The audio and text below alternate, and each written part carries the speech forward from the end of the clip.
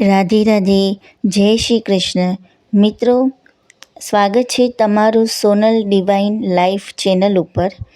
મિત્રો, આજે 26 એકાદશીની જે કથાઓ હોય છે ત્યાંથી હું શરૂઆત કરું છું. આખી 26 એકાદશીની જે વાર્તા છે એ તમને ક્રમ અનુસાર આ ચેનલ ઉપર ઉપલબ્ધ રહેશે.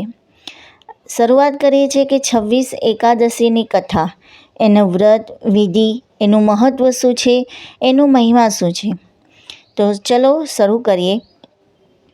એકાદશી પણ કહેવાય અને અગિયારસ પણ કહેવાય છે. 12 મહિનામાં 24 અગિયારસ આવે છે અને અધિક માસ આવે છે ત્યારે એક માસની 2 એકાદશી વધે છે. આમ 26 એકાદશી 12 માસની થાય છે. તો એનું વ્રત છે, વિધિ, મહિમા, મહાત્મ્ય છે, ફળ છે. તો એ બધું આપણે સમજીએ કે એકાદશીના ઉપવાસ જે છે 2 રીતે થાય છે. આખો દિવસ નકોરડો ઉપવાસ કરવો અને બીજી રીતે મીઠા વગરનું મોડું ભોજન લઈને કે પછી દિવસમાં એકવાર ભોજન લઈને એકટાણું કરીને અથવા તો ફરાળ કરીને એકાદશી ઉપવાસ કરાય છે. આજે તો એમ જ લાગે છે કે જાણે મેવા અને મીઠાઈ ખાવાનું મન થાય કે એકાદશીના ઉપવાસ કરો એટલે ફરાળ કરવાના નામે કિલો 2 કિલો મીઠાઈ, મેવા, ફરફરાદી ઘરમાં આવે અને ટેસ્ટથી મેવા મીઠાઈ લપકાવે અને પૂછો તો કહેશે કે ભાઈ અમે તો એકાદશીના ભોજન લીધા વગરના ઉપવાસ કર્યા છે. આમ એકાદશીનું વ્રત ન થાય. એકાદશીના ઉપવાસ નકોરડા જ કરવા જોઈએ. થોડું ફરફરાદી લઈને અથવા તો દૂધ લઈને ન રહી શકાય તો એકવાર સાદું સાત્વિક ભોજન લઈને એકાદશીના ઉપવાસ કરવા જોઈએ. પણ જે માવા મીઠાઈ જે છે, બહારની જે વસ્તુઓ જે છે એ તમે ટાળી શકો છો. ઘરે તમે ફરાળ બનાવીને તમે ના રહી શકાય, કોઈ શરીર તંદુરસ્ત ન હોય, સ્વાસ્થ્ય સારું ના હોય, કોઈ સંજોગો એવા હોય કે ભૂખ્યું ન રહી શકાતું હોય, પણ એ જરૂરી નથી કે એકદમ ભૂખ્યું રહીને કરી શકે. હા, તમારામાં કેપેસિટી છે તો તમે કરી શકો છો. ભગવાન જે ભાવનો ભૂખ્યો છે, બરાબર, તમે એના માટે જેટલું કરો એટલું ઓછું છે. અગર તમારાથી પોસિબલ હોય તો તમે ફરફરાદી લઈને ઘરે જ ફરાળ બનાવીને તમે કરી શકો છો. આજે તો માત્ર મેવા અને મિષ્ટાન ખાવા જ લોકો એકાદશીના ઉપવાસ કરતા હોય એવું ઘણીવાર આપણને દેખાતું હોય છે. એકાદશીના દિવસે બિલકુલ સાદો ખોરાક લઈ શકાય અને સાદો ખોરાક જ લેવો જોઈએ. જેમ કે ખજૂર, સિંગોડાનો લોટ છે, રાજગરો, સુરણ, બટેકા, રતાળું, શક્કરિયા, કેળા કે પછી દૂધ. આ વસ્તુ માત્ર પાણી જ થોડું પી શકાય તેટલા પ્રમાણમાં લઈને વ્રત કરવું જોઈએ. બરાબર કે ફરાળ માટે ઘણી બધી વસ્તુઓ કુદરતે બનાવેલી છે, એમાંથી આપણે ઉપયોગ કરીને લઈ શકીએ છીએ. મીઠાને બદલે સંચર અથવા સિંધાલું લઈ શકાય.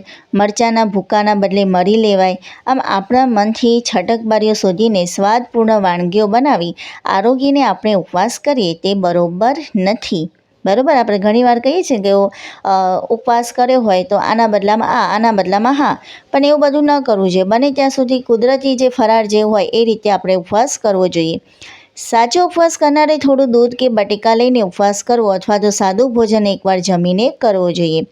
સંતાનની ઈચ્છા રાખનારે અને આયુષ્ય વૃદ્ધિની ઈચ્છા રાખનારે 26 એકાદશીના ઉપવાસ કરવા જોઈએ. આખા વર્ષની બધી એકાદશી ન કરી શકનાર 4 માસની એકાદશી કરી શકે છે, જેને આપણે ચતુર્માસ કહીએ છીએ.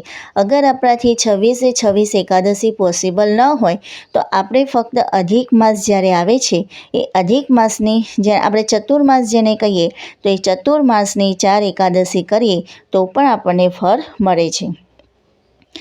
દેવપોઢી અગિયારસથી એટલે કે અષાઢ સુદ અગિયારસથી કારતક સુદ અગિયારસ દેવ દિવાળી જેને આપણે કહીએ છીએ પ્રબોધિની એકાદશી સુધી ચતુર્માસ વ્રત કહેવામાં આવે છે અને તે પ્રમાણે લોકો વ્રત કરે છે. અહીંયા આપણે જે વાત કરી કે ચતુર્માસ દરમિયાન જે 4 એકાદશી હોય છે, બરાબર, ચતુર્માસ એટલે કે 4 માસ ક્યારથી શરૂઆત થાય છે તો દેવપોઢી અગિયારસથી એટલે કે અષાઢ સુદ અગિયારસથી લઈને કારતક સુદ અગિયારસ દેવ દિવાળી સુધી ચતુર્માસ કહેવાય છે. વ્રતની સમાપ્તિ બાદ દેવ ઉઠ્યા પછી રીંગણ, મૂળો, મોગરી જેવા લીલા શાક, કંદમૂળ વ્રત કરવાવાળા ખાવાની શરૂઆત કરે છે. પરણેલી સ્ત્રીઓએ પોતાના પતિની આજ્ઞા લઈને જ એકાદશી વ્રત કરવું. પતિની રજા વગર વ્રત કરેલું નિષ્ફળ થાય છે. અશક્ત અને નાદુરસ્ત તબિયતવાળા લોકોએ ફરફરાદી અને દૂધ લઈને વ્રત કરવું જોઈએ. એકાદશીનું વ્રત કરનાર પોતે સાધન સંપન્ન હોય તો અને આસપાસમાં નદી કે સરોવરની સગવડ હોય તો ત્યાં જઈને સ્નાન કરવું ઉત્તમ લેખાય છે. સ્નાન કર્યા પછી સ્વચ્છ કપડાં પહેરવા અને ત્યારબાદ પોતાના ઈષ્ટ દેવતાનું પૂજન અર્ચન કરવું અને ત્યારબાદ ભગવાનની પૂજા કરવી.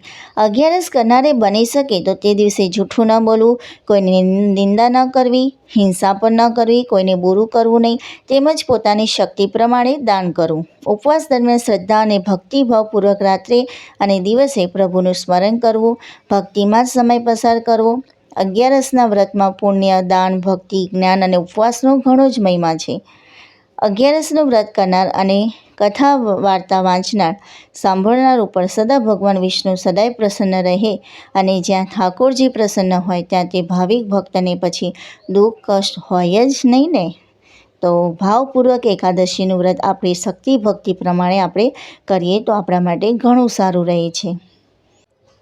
તો મિત્રો, અહીંયા સુધી આપણે જે જાણ્યું કે 26 એકાદશીનું જે કઈ રીતે વિધિ હોય છે, કેવી રીતે એના ઉપવાસ કરવા જોઈએ, એ બધું આપણે જોયું. હવે 26 એકાદશીની કથા વાર્તા જોઈએ આપણે, બરાબર. વ્રત મહાત્મ્ય, મહિમા શું છે વ્રતનો. તો એક વખત નૈમિષારણ્યમાં મહાન તપસ્વી ઋષિમુનિઓ સૌનક આદિ અનેક મહામુનિઓ સુત પુરાણીજીની કથા કરતા હતા.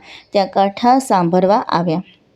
ભક્તિભાવપૂર્વક સુત પુરાણીજીએ કથા વાંચી ગઈ. ત્યારબાદ કથા પૂર્ણ થઈ ગયા પછી બધા ઋષિ મુનિઓએ પુરાણીજીને પ્રાર્થના વિનંતી કરી કે હે સુત પુરાણીજી, બધા તપસ્વીઓની એવી ઈચ્છા છે કે આપ અમને મોક્ષદાયી ફળદાયી એવું એકાદશીનું મહાત્મ્ય કહી સંભળાવો તો ઘણો અનુગ્રહ થશે. બધા ઋષિઓનું આવું ભાવનાપૂર્ણ કહેવું સાંભળીને સુતજી બે હાથ જોડી ઘણા નમ્ર ભાવે આદર સહિત મુનિઓને કહ્યું, હે મુનિ શ્રેષ્ઠો, સાંભળો.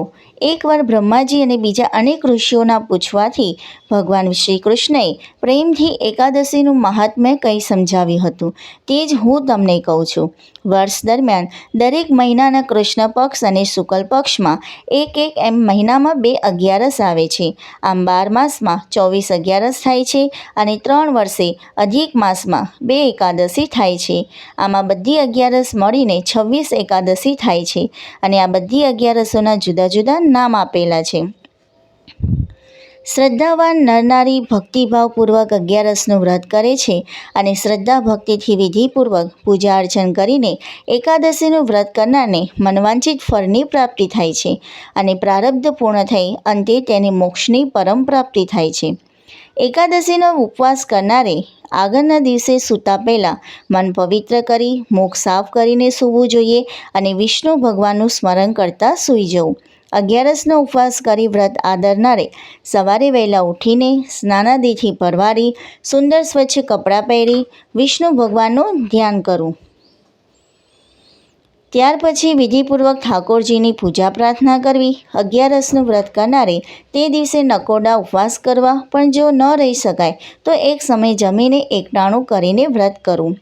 કૃષ્ણ પક્ષની એકાદશી હોય કે શુક્લ પક્ષની એકાદશી હોય, ભક્તિભાવવાળા ભાવિજનોએ બંને એકાદશીને સમાન ગણી ભેદભાવ રાખ્યા સિવાય શ્રદ્ધાથી અગિયારસનું વ્રત કરવું. આ બંને એકાદશીઓનું ફળ સમાન હોય છે અને એક સરખું મળે છે. તો મિત્રો, જય શ્રી કૃષ્ણ, રાધે રાધે. અહીંયા જે એકાદશીઓ 26 એકાદશીઓ કેવી રીતે આવે છે, એનું વિધિ શું છે, એનું મહત્ત્વ શું છે અને કેવી રીતે અગિયારસના વ્રતની જે શરૂઆત થઈ એ આપણે આ વિડીયોમાં જોયું. અને આવા જ વધુ વિડીયો માટે આ ચેનલ ઉપર બન્યા રહો. ચેનલને સબસ્ક્રાઈબ કરો, લાઈક કરો અને શેર કરો. અને આવી જ રીતે આ જ સિરીઝમાં આપણે આગળ વધીશું. 26 એકાદશી તમને અહીંયા મળી રહેશે. તો જય શ્રી કૃષ્ણ, રાધે રાધે. ફરીથી મળીએ આવતા વિડીયોમાં.